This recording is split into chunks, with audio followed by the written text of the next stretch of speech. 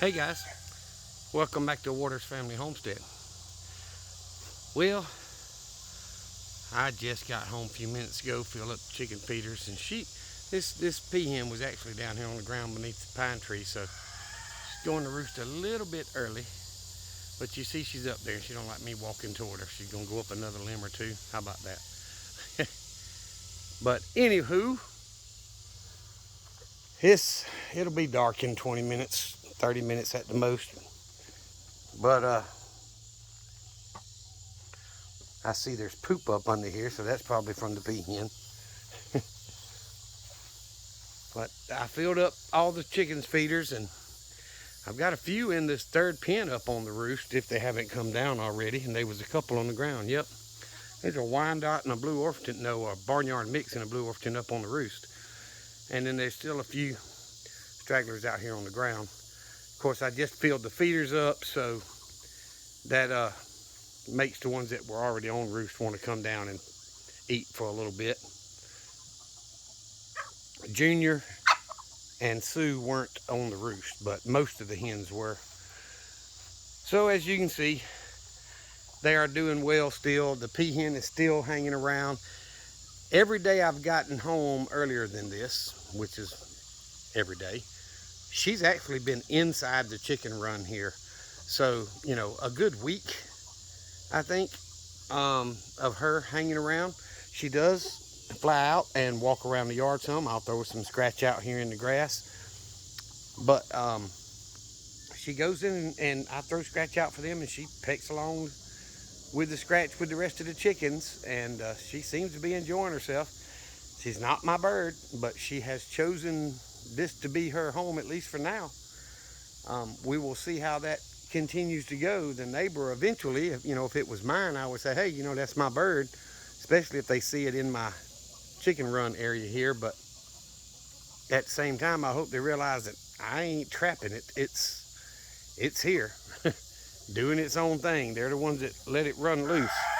Now, from what I've seen on other channels, Arms Family Homestead, Jason and Brooke over at Cog Hill Farm, they say you got to keep those peacocks, peahens locked up for about 6 or 8 weeks when they go to a new home, or else they'll try to go back to where they came from.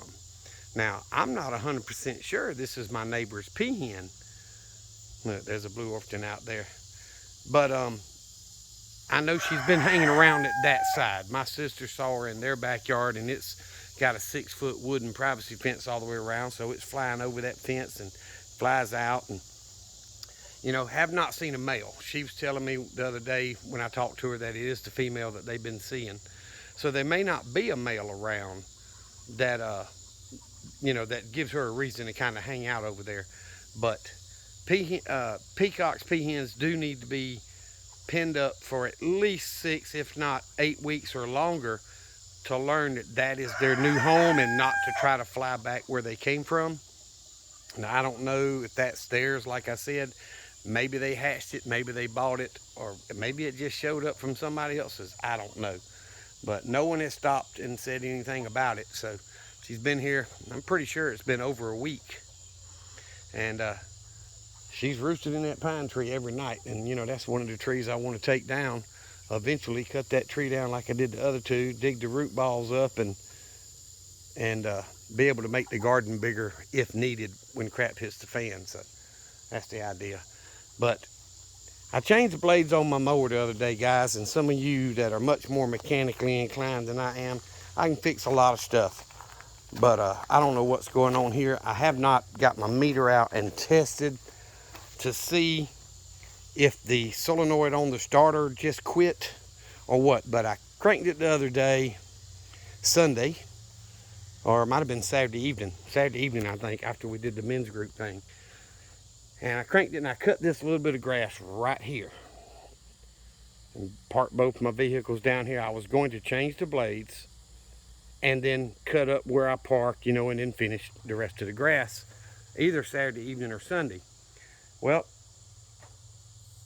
getting those blades off is like an act of Congress or a small miracle from Jesus himself. My brother-in-law actually come over and tried to help me, but I managed to get them off. I used a piece of unistrut as a leverage tool to put on my wrench, and finally got these two off. Never got the first one off, but that middle one, oh, it stomped my butt big time. It's got 3 blades under it, and they are wore out. I mean, you can see right here, these blades were wore slap out.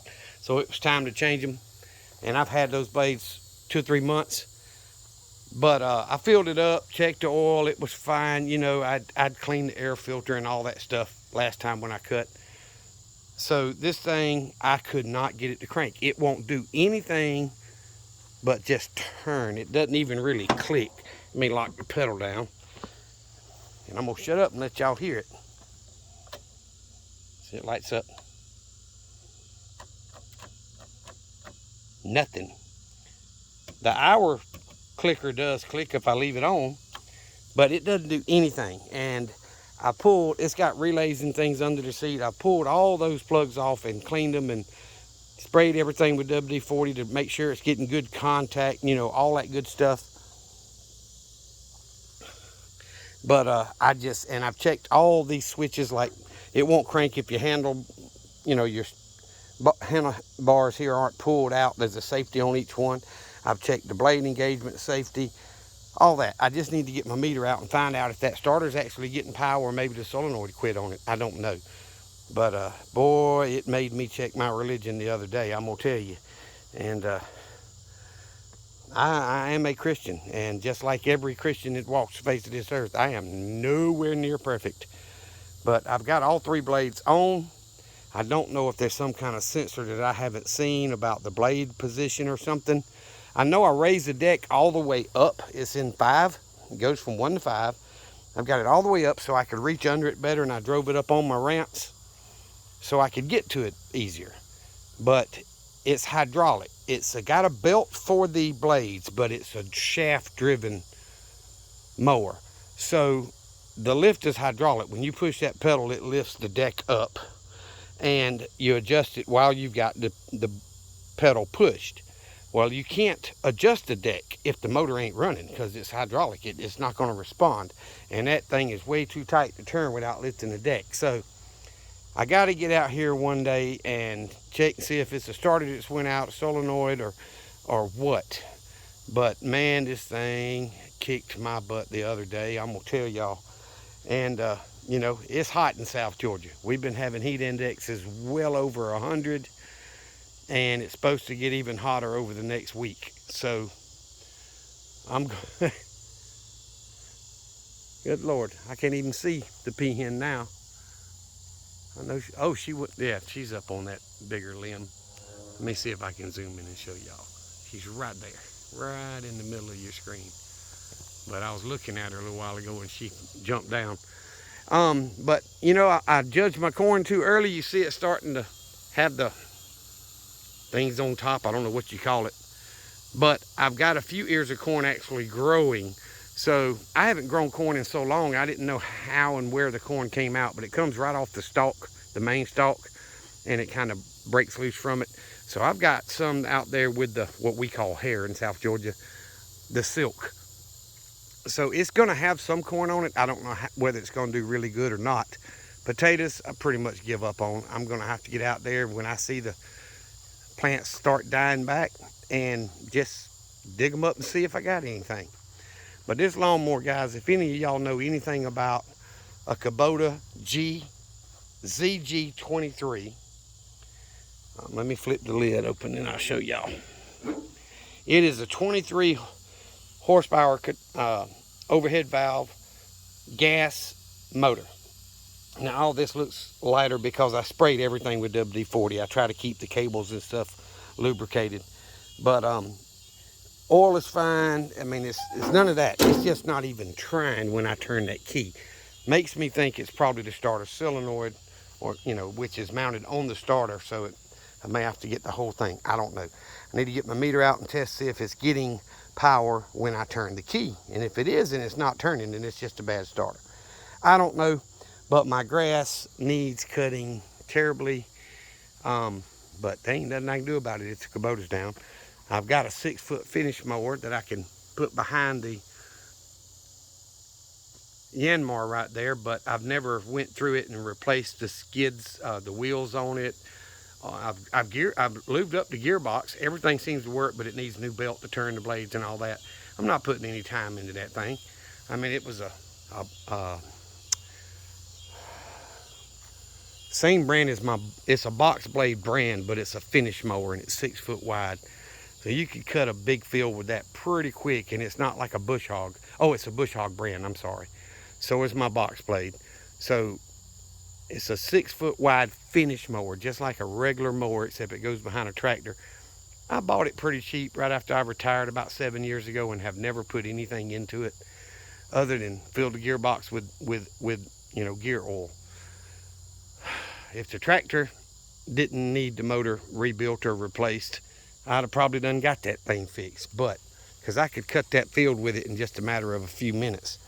But this 5-foot mowing deck on this, it's a 60-inch cut on this Kobota zq23, cuts that field pretty quick as well.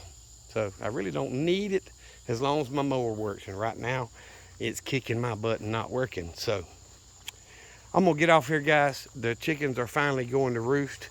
It's been a week and a half, I think.